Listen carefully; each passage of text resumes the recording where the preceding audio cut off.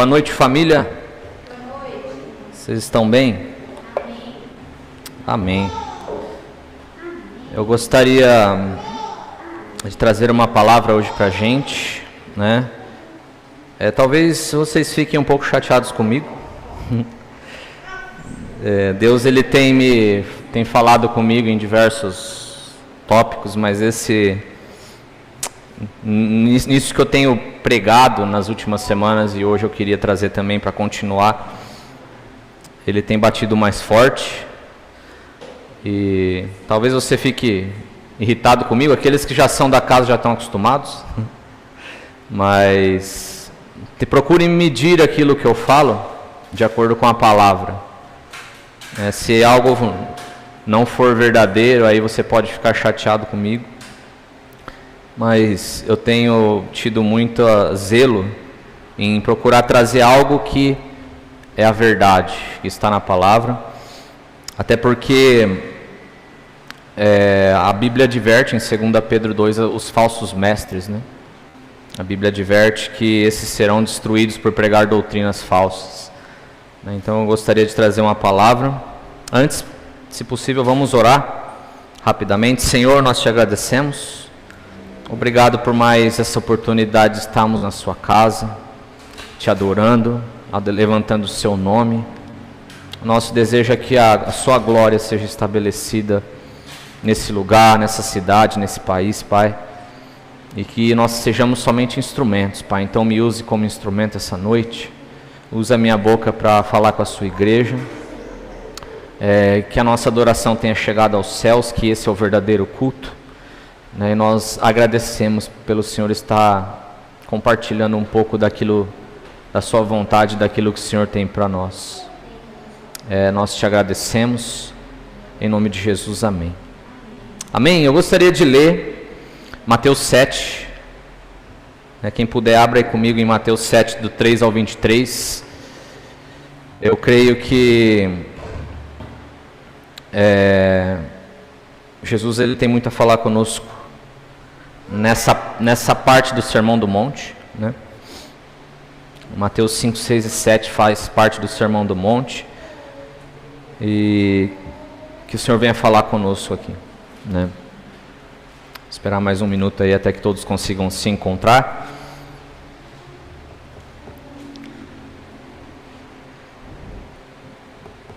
Amém? Mateus 7, a partir do verso 13, diz assim: entrem pela porta estreita, porque larga é a porta e espaçoso é o caminho que conduz para a perdição.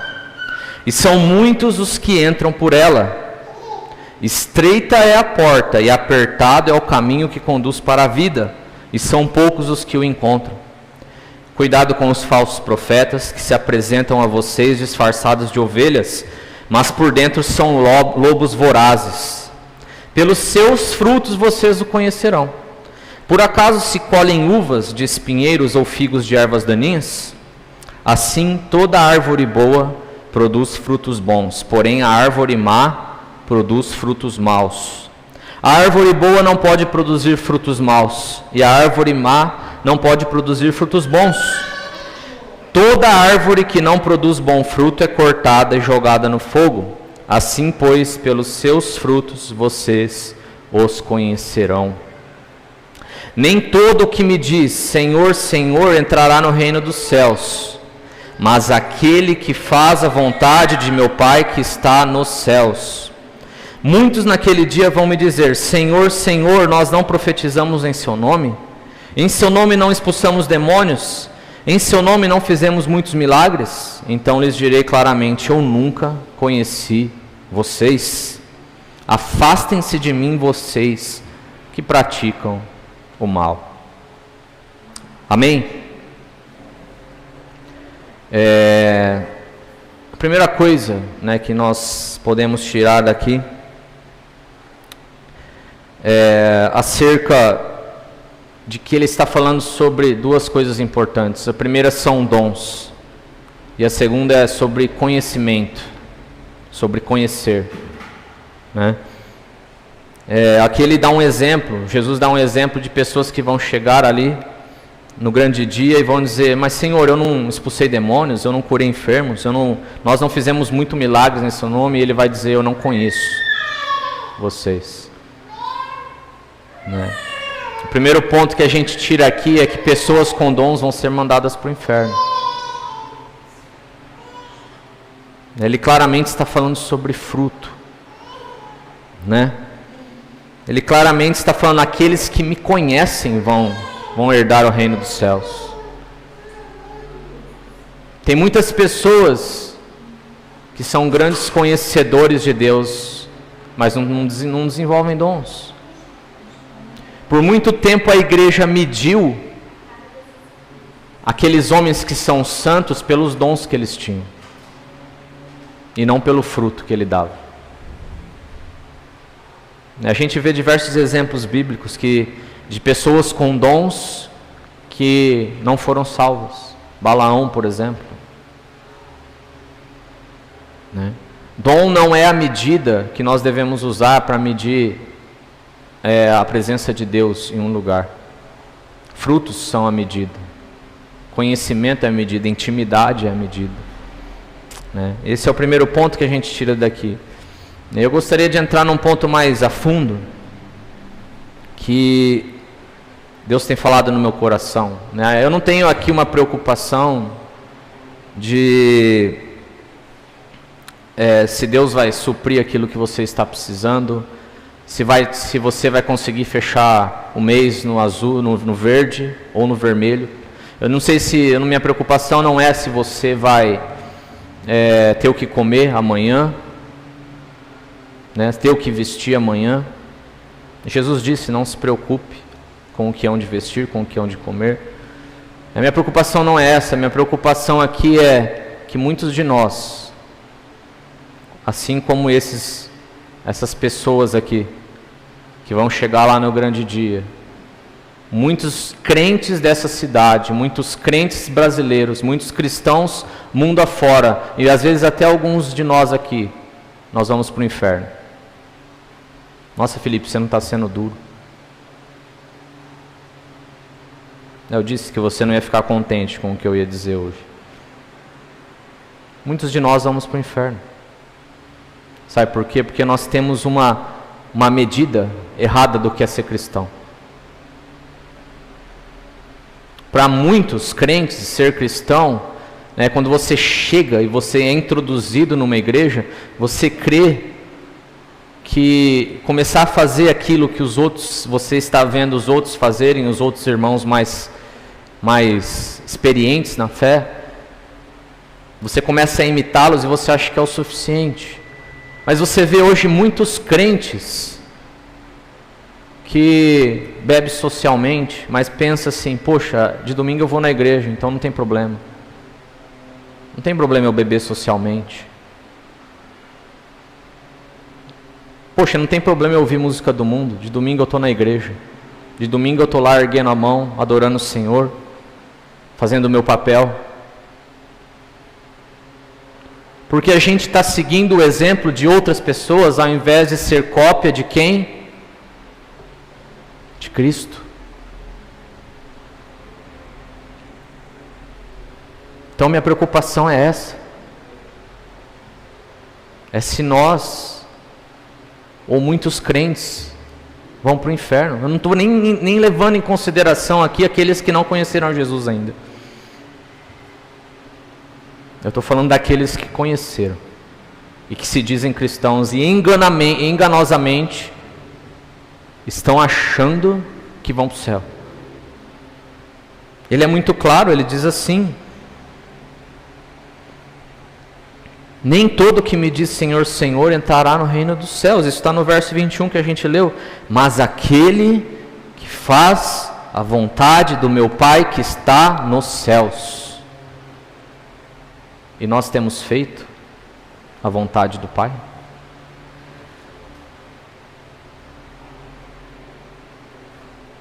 Nós temos feito?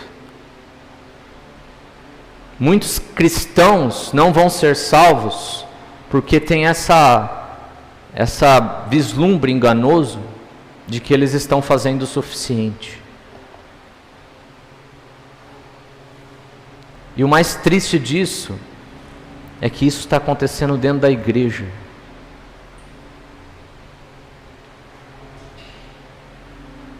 Está acontecendo dentro da igreja. A régua que a gente tem de ser cristão, ela está num nível muito baixo daquilo que Deus espera de nós. A nossa percepção, ela está errada. A nossa percepção está errada. Qual é a vontade do Pai? É que nós sejamos cópias de outros irmãos e agimos de forma irresponsável? Ou que sejamos cópia daquele que é santo?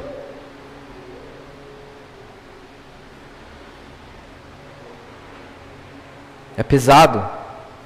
O Evangelho, Jesus ele não veio para baixar o nível da lei. Muitos dizem hoje, e jogam essa desculpa, dizendo que Jesus ele veio para mudar a lei. E eu estou falando aqui da lei do Antigo Testamento. Jesus ele veio para elevar o nível.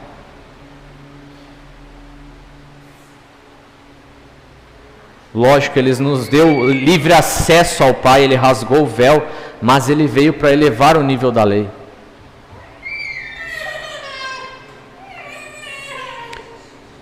Então a pergunta que eu quero fazer hoje aqui é: vocês acham que vocês estão no nível, na estatura certa para serem salvos?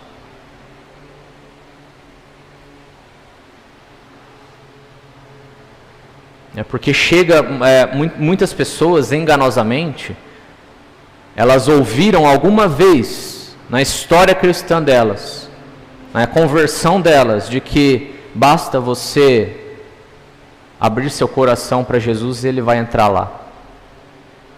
Não é? Quando a gente vê muito isso afora hoje. Cara, o que eu preciso para ser salvo? Abre seu coração para Jesus, que Ele vai entrar. Receba Ele no seu coração.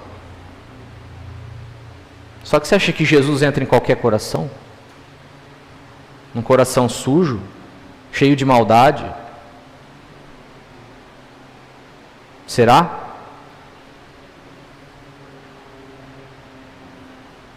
Então hoje a gente pega um jovem aí que está aí convertido entre aspas. Você pega um jovem e você fala para ele: você acha que você é salvo? Ele não sabe nem dizer se sim ou não. Aí você fala: você aceitou, hoje se interpela um jovem desse jeito: você aceitou Jesus no seu coração? Você fez isso de forma consciente? Acho que sim. Aí você fala para ele: mas se você tem dúvida, então é melhor você... Mas não basta aceitar Jesus.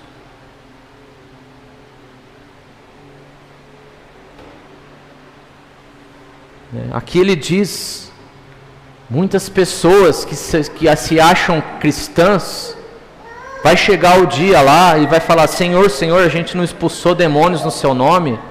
Nunca conheci vocês.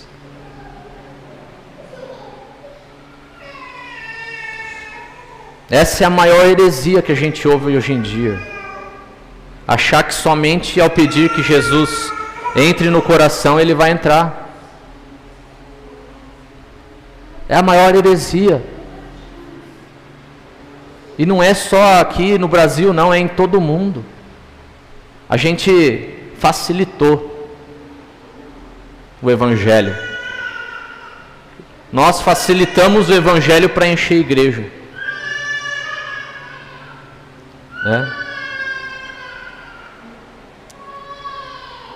Não basta você receber Jesus no seu coração que você não vai ser salvo. A Bíblia é clara, ela diz: a salvação vem pela fé. E é dom de Deus, é graça de Deus. Só que a fé ela é acompanhada sempre de algo. E aí existe uma discussão teológica se antes acontece isso ou a fé, que é o arrependimento. Eu não quero discutir linhas teológicas aqui. Muitos dizem que o arrependimento vem antes para gerar fé. Outros dizem que a fé vem antes e gera arrependimento. Eu só quero dizer que as duas, de qualquer forma, andam lado a lado. A fé e o arrependimento andam lado a lado.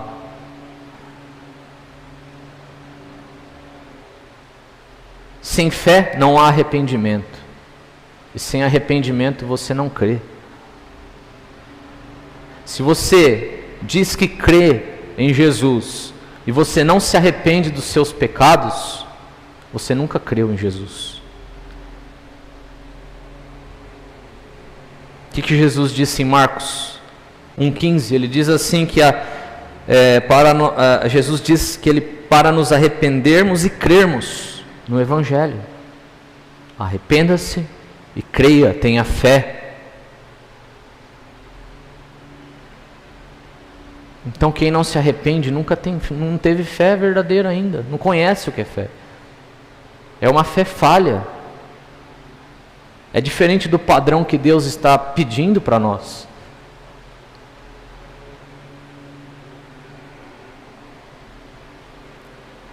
E o que a gente vê hoje aí fora são cristãos que vivem uma vida enganosa. Muitos deles sem consciência do que estão vivendo. Por quê? Porque um dia ouviram que basta abrir seu coração para Jesus entrar. E que aí estariam salvos.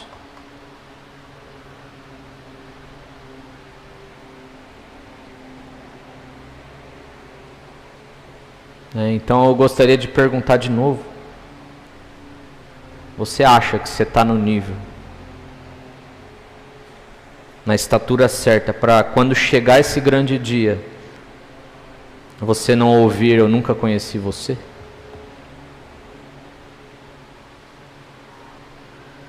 Será? Medita a respeito.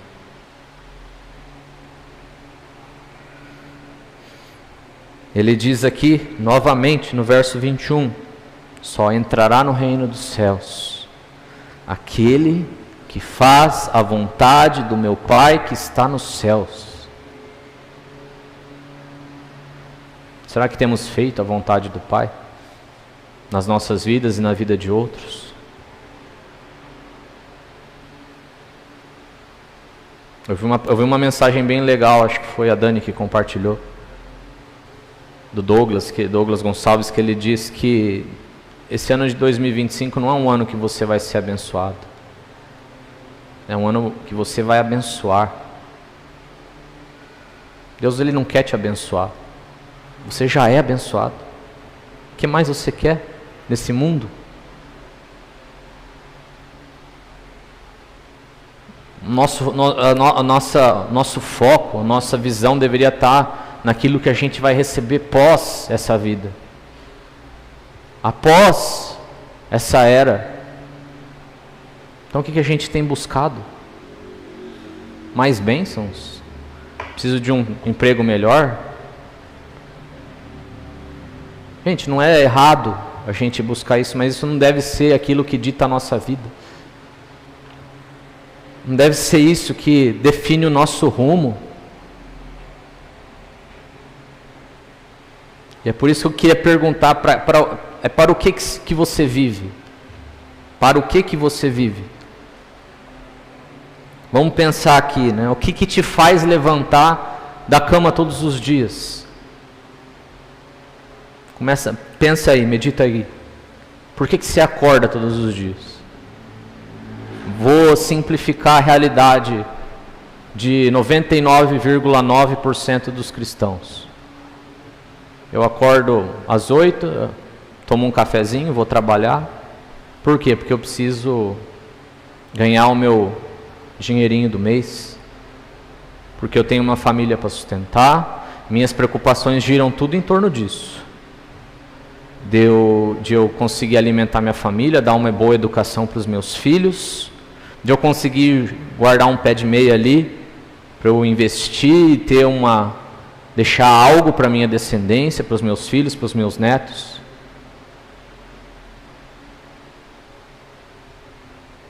De forma resumida, a gente acorda, come, trabalha, dorme e morre. Resumir a vida de 99,9% dos cristãos. Vou mudar um pouquinho. A gente acorda, come, trabalha, dá uma oradinha, porque Ele mandou.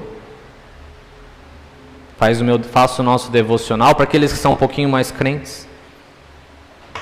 Faço o meu devocional diário, vou dormir e morro. E aí repito, faço esse ciclo, ó. Acordo, durmo e morro. Ou aqueles que estudam, eu estudo porque eu preciso virar alguém para o quê? Para futuramente poder alimentar minha família, dar uma boa educação para os meus filhos e deixar algo para eles, aí eu posso morrer. É essa a vida que nós vivemos? A gente critica o comunismo, né? Nós cristãos criticamos demais o comunismo, porque o comunismo prega diversas ideologias que são contra aquilo que o cristianismo prega, né? Muitos criticam, mas tudo isso que eu disse agora é uma simplificação, é um resumo do mundo capitalista. Não é? Porque no mundo capitalista, no capitalismo, você precisa trabalhar para conseguir seu dinheiro e resolver sua vida. E isso está tirando o nosso foco da onde deveria estar. Que é em Deus, que é na palavra, que é em desenvolver intimidade, que é sonhar os sonhos dele, que é realizar a vontade dele.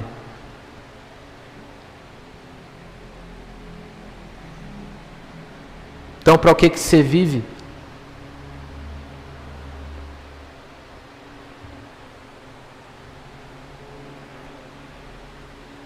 Para onde estão seus olhos? O que te motiva a levantar da cama todo dia?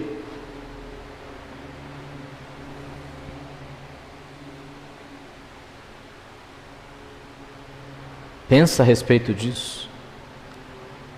Faz sentido alguma ter essa vida? Essa é a minha outra pergunta. Um dia a gente vai morrer. O homem que é terra vai voltar à terra. Esse corpo aqui, ó, vai morrer. E daqui a gente não vai levar nada. O que vai sobrar pra gente? A gente deveria estar angariando tesouros no céu. Não com essa intenção. Porque aí a gente já está numa motivação errada. Eu vou viver nessa vida para eu guardar tesouros no céu. Não, nós temos que viver essa vida porque nós amamos a Deus. E naturalmente, nossos tesouros celestiais vão ser guardados por Ele.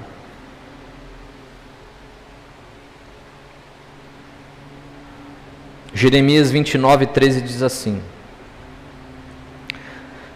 vocês me buscarão e me acharão quando me buscarem de todo o coração. Para o que você vive? Para muitos, Deus ele não entra nem na primeira, segunda, terceira, quarta, quinta prioridade do dia. Enquanto ele deveria ser a primeira, estourando lá em cima, prioridade top número 1. E aqui Jeremias diz: vocês me buscarão, e vocês só me acharão quando vocês me buscarem de todo o coração. E aí eu faço uma pergunta: você já achou ou encontrou a Deus?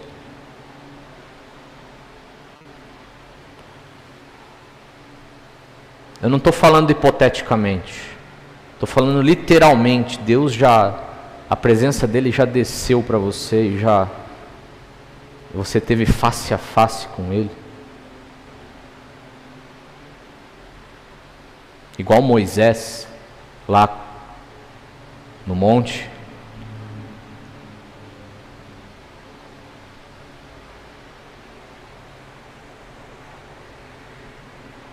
Já aconteceu? O que é buscar de todo o coração? Porque ele diz: vocês só me acharão quando vocês me buscarem de todo o coração. O que é buscar de todo o coração? De todo o coração, o que significa isso? Com todo o meu ser, com toda a minha vida. Mas será que eu já busquei a Deus de forma tão desesperada, a ponto de preferir morrer do que não conhecê-lo? E aí?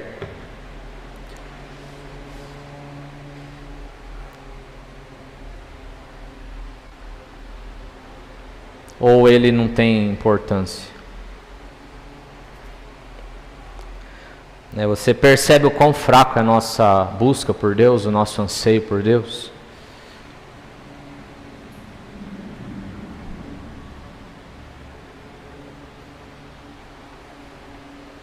Já pararam para pensar nisso? Onde Deus entra na sua vida? Pelo que você tem vivido? É para comer, dormir e depois morrer?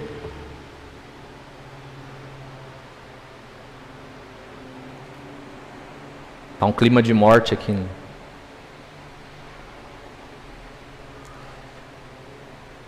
Então, se você ainda não o encontrou, significa uma coisa: é porque você não buscou Ele de todo o coração. Que a palavra não é mentirosa.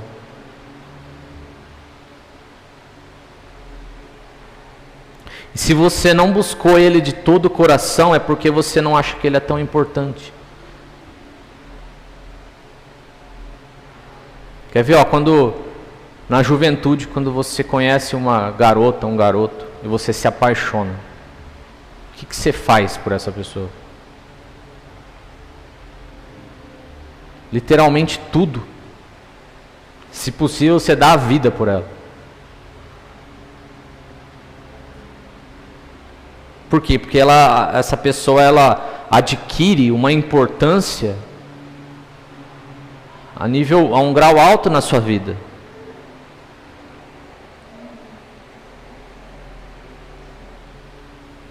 Lembra que 3 semanas atrás eu disse que não basta só o Espírito Santo viver em nós, mas nós temos que ser cheios dele?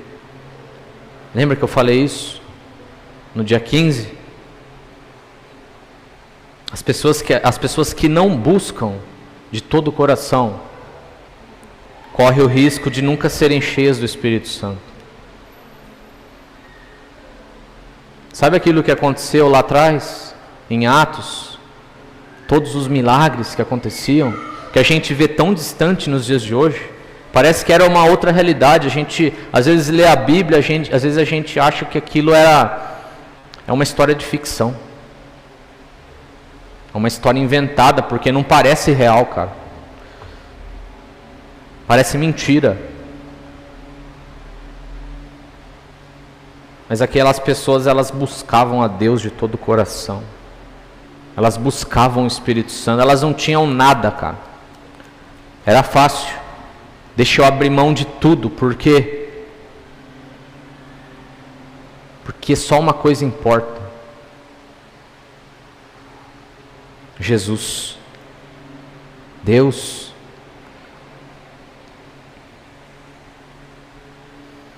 Então muitos de nós vamos para o inferno porque a gente não entendeu essa realidade ainda. Quanto tempo você gasta na presença de Deus? Você já esteve na presença de Deus? Felipe, uma vez eu estava num culto lá, não sei aonde, bateu um ventinho e era o Espírito Santo. Senti o meu corpo estremecer. Você acha que isso é a presença de Deus? Se a presença de Deus tivesse descido lá, você ia aparecer um morto jogado no chão, sem conseguir levantar, diante da glória, da santidade dele, você não ia conseguir nem se mexer.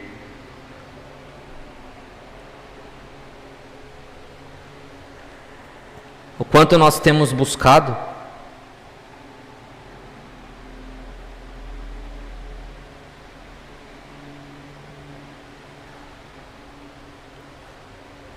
Qual é o foco da nossa busca? Pelo que eu vivo a minha vida? Essa é a pergunta de hoje. O que te faz doar a sua vida? E muitos de nós vão dizer: a família, minha família, meus filhos, minha esposa, meu cônjuge. Mas Jesus, ele disse: aquele que amar mais o pai, a mãe, o filho, a filha, os amigos, os pets, mais do que a mim, não é digno de mim. Até nisso ele deixou, porque ele sabia que ia ser... Não é errado você amar sua família, não estou dizendo isso. Não estou dizendo que nós temos que ser irresponsáveis e... Deus é a única coisa que importa, vou largar meu emprego, vou depender somente dele. Cara, se tiver fé para isso, vai em frente. Mas não estou dizendo para você ser irresponsável, estou dizendo para você não colocar essas coisas como centro da sua vida e só viver focado nisso, em cumprir etapas. É isso.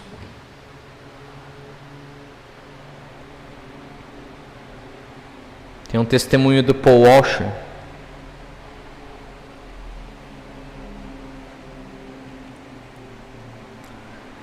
Um dia ele decidiu, ele estava insatisfeito com a nível de santidade e religiosidade dele. Ele falou: já chega, já é o bastante, eu vou buscar Deus e vou encontrar Ele, ou senão eu morro. Simplesmente assim. É isso, ou eu encontro Ele ou eu morro. Né? E aí ele entrou no quarto e disse: eu não vou sair desse quarto até conhecer a Deus, até que Deus venha. Só que deu 15 minutos e ele começou a dormir, porque ele esperou demais. Aí, para evitar que ele dormisse nas próximas vezes, ele botou um alarme, um telefone. Então a cada 15 minutos tocava o alarme para não deixar ele dormir, para ele continuar na busca.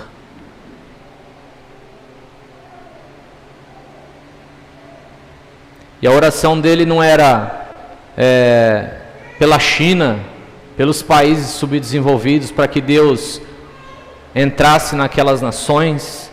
Não era para abençoar os irmãos, a família dele, não era para abençoar ele. Não, a oração dele era: venha, venha. Ele pediu uma coisa, ele dizia: Senhor, o Senhor disse que se eu te buscar eu te acharei. O Senhor disse que se revelaria a mim. O Senhor disse que deixaria ser achado por mim se eu te buscasse. Essa era a oração dele. Noite após noite. Por meses. O Senhor não veio. E ele ficava lá 3 horas por noite, simplesmente sentado lá, de joelhos.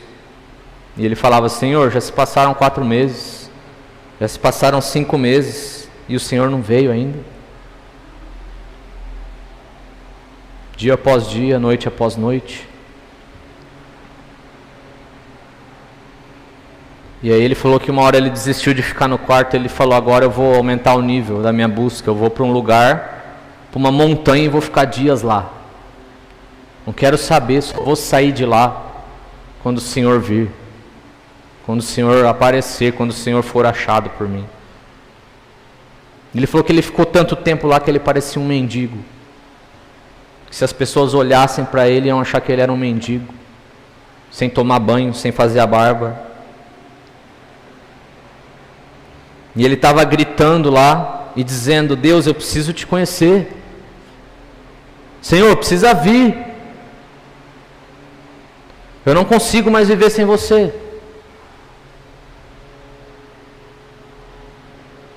Quantas pessoas no mundo fariam isso? Para ele tinha uma coisa que era importante, mais que tudo.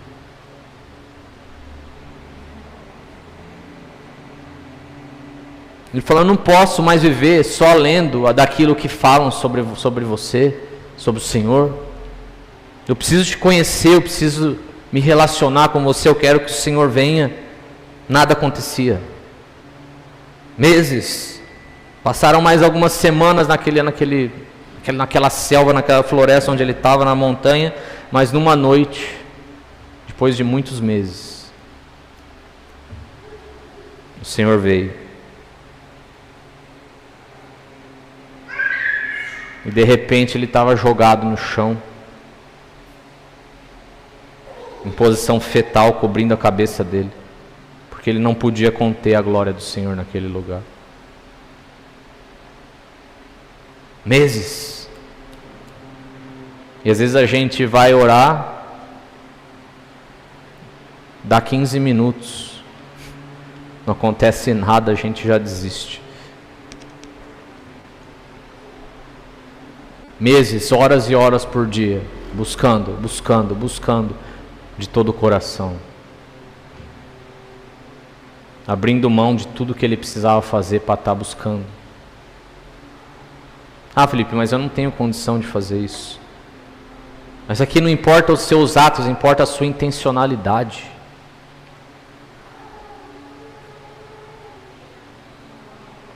Mais importante do que a forma como você vai fazer é a intenção de fazer.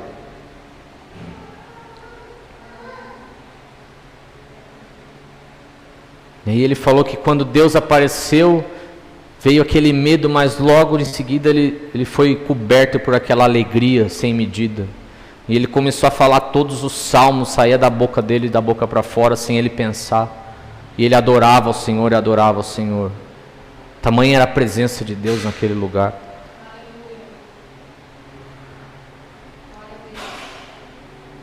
Então, o quanto você o busca?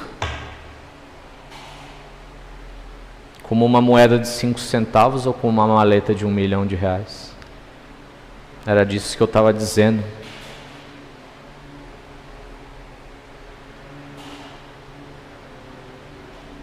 Deus, ele é para você como uma moeda de 5 centavos que você perdeu, ou como uma maleta de 1 milhão de reais que você perdeu.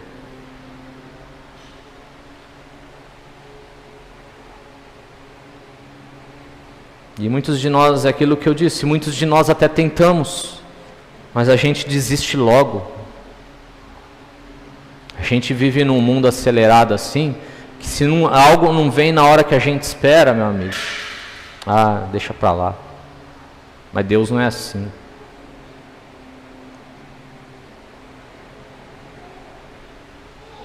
Você quer mudança na sua vida? Busca Ele. Busca por Ele. Busca por Ele. Fica lá. Fica lá. Fica lá. Fica lá. Fica lá. E fica lá. Não vai ser na hora que você quer.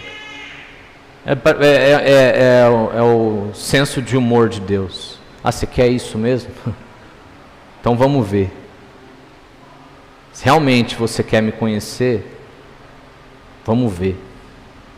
Vou te testar. Foi isso que aconteceu com ele, com Paul Walsh. Vou te testar.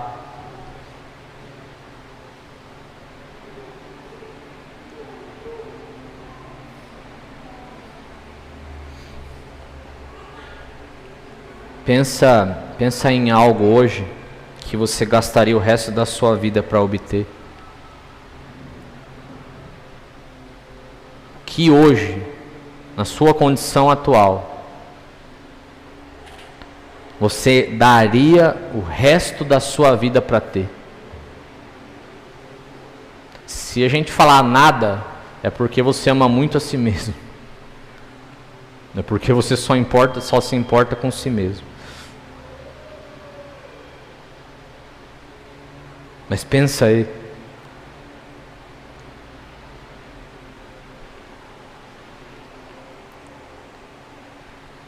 Porque buscar de todo o coração, sabe o quanto custa? Tudo. Buscar de todo o coração custa tudo. É algo que você vai ter que dar a sua vida em troca. E aí por que dá tudo errado na nossa vida? Por que que tudo falha? Porque os nossos olhos estão olhando para o lado errado. Porque nós estamos sendo projeto de cristão.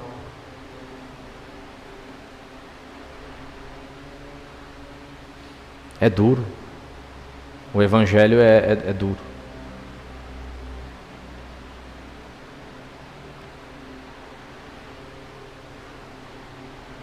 O Evangelho é pesado. Quem diz que vai à igreja para se acertar com Deus, está enganado. Para a gente se acertar com Deus, precisa tudo. A gente precisa morrer e nascer de novo. Muitas pessoas pensam, eu não falto na igreja de domingo. Chega lá o domingo, preciso ir na igreja para receber uma palavra, receber um refrigério. A semana foi muito difícil. A semana foi muito puxada, muitos desafios. Trabalho, muito estresse. Conta para pagar, muito estresse, muito. A igreja é o momento onde eu vou para receber uma bênção, um refrigério, para eu aguentar mais uma semana. Não é errado a gente ir na igreja e receber uma bênção, mas se a gente vai na igreja com essa motivação, a gente ainda não entendeu o propósito do Evangelho.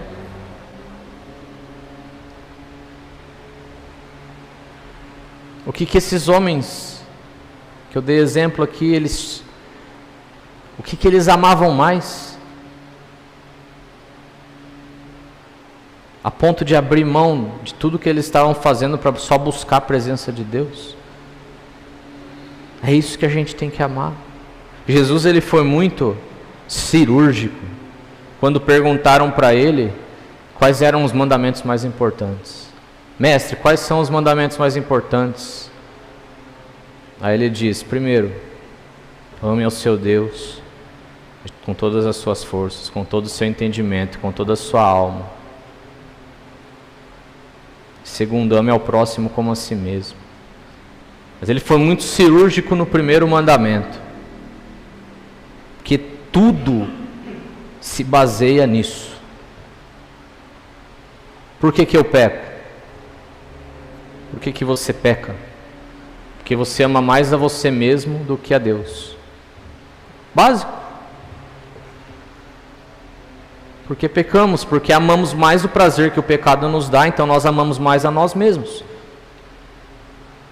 Por que naqueles países onde existem vários deuses, né? Nas religiões que existem vários deuses, politeístas, a pessoa vai lá e ora para a deusa da fertilidade para ser abençoada com filhos?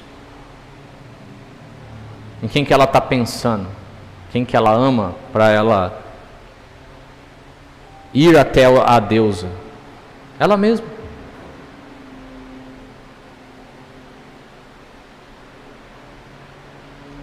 Então Jesus foi cirúrgico demais. Tudo é baseado nesse primeiro mandamento. E o pior de tudo o contrário dele é pecado. Não é nem o primeiro mandamento, ele precisa ser obedecido. É que se você não obedece, você está pecando, você está errando. Então se você ama qualquer coisa acima de Deus, você está em pecado.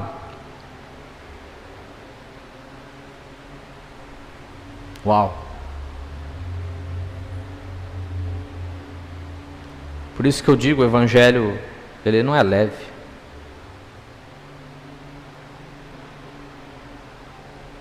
O Evangelho não é leve. Buscar de todo o coração, amar custa tudo. Ou você ama a Deus, ou você ama outra coisa acima dele. E quando você está desesperado pela presença de Deus, Ele vai te testar. Ele vai te testar. Você quer algo, a coisa mais valiosa de todas. Você está buscando isso de forma desesperada. Aquilo que vale mais dentre todas as coisas que existem. Você acha que você vai conseguir facinho? Tem um preço. E o preço é a sua vida.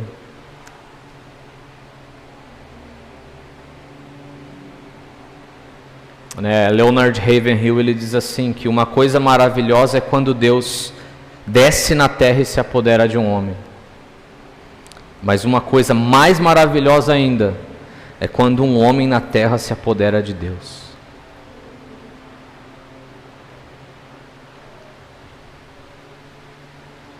O que você está caçando? Para o que você vive sua vida? Quais são as suas prioridades na vida?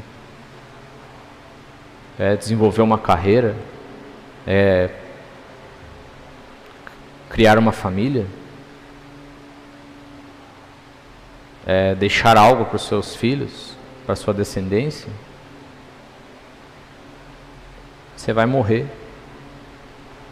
E isso vai se perder tudo. Lamento te dizer.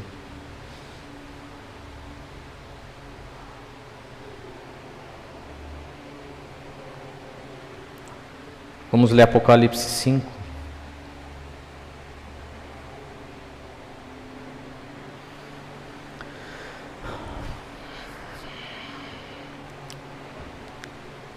Vi na mão direita daquele que estava sentado no trono um livro em forma de rolo escrito por dentro e por fora e selado com 7 selos.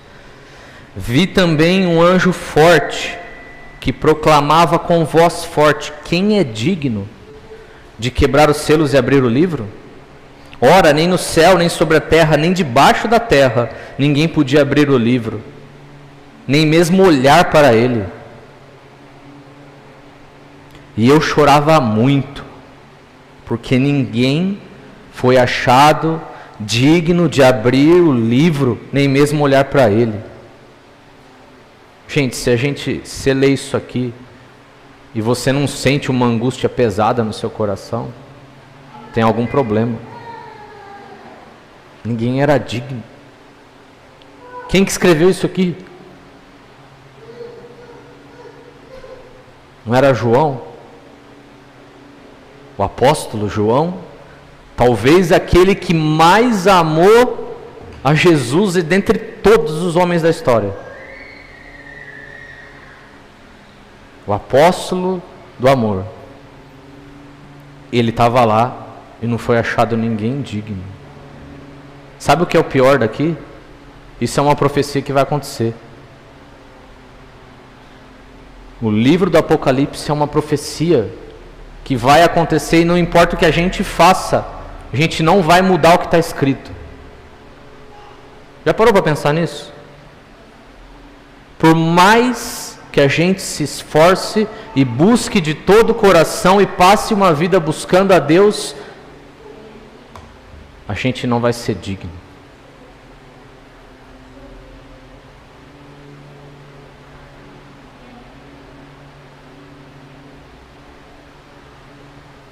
Se você lê isso e você fica imutável aí no seu sentimento, aí tem alguma coisa errada.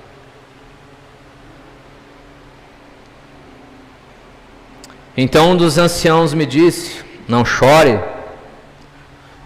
eis que o leão da tribo de Judá, a raiz de Davi, venceu para quebrar os 7 selos e abrir o livro.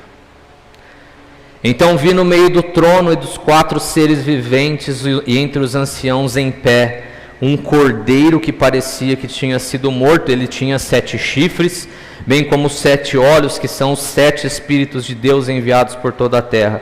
O cordeiro foi e pegou o livro da mão direita daquele que estava sentado no trono, e quando ele pegou o livro, os 4 seres viventes e os 24 anciãos se prostraram diante do cordeiro, tendo cada um deles uma harpa e taças de ouro cheias de incenso, que são as orações dos santos.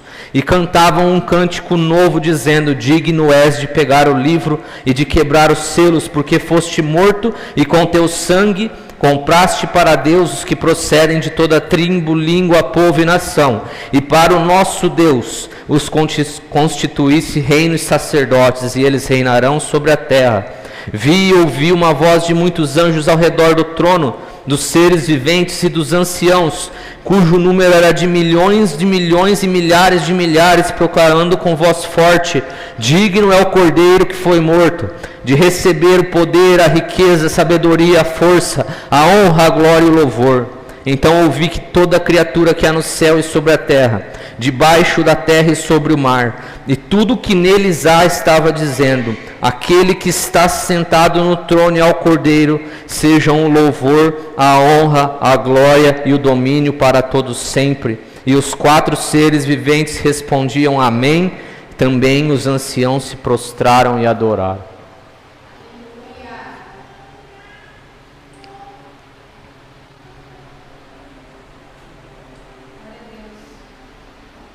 É esse que é digno. Quanto você tem buscado Ele? A gente pensa que é uma realidade muito distante, né? Mas Ele está disponível hoje.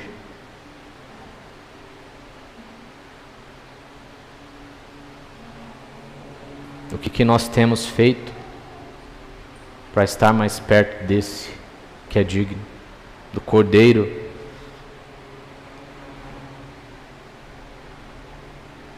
Pensa a respeito disso. O que você pagaria? O que você gostaria de ter que você daria tudo? O quanto você tem buscado? Onde você tem colocado todo o seu coração?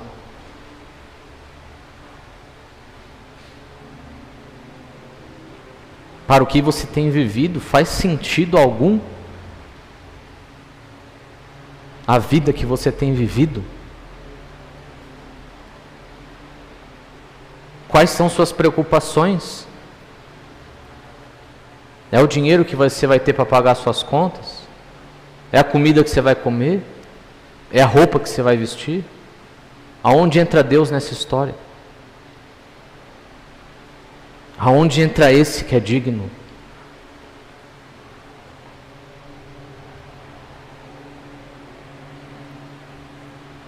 Medita nisso. Essa semana. Medita nisso.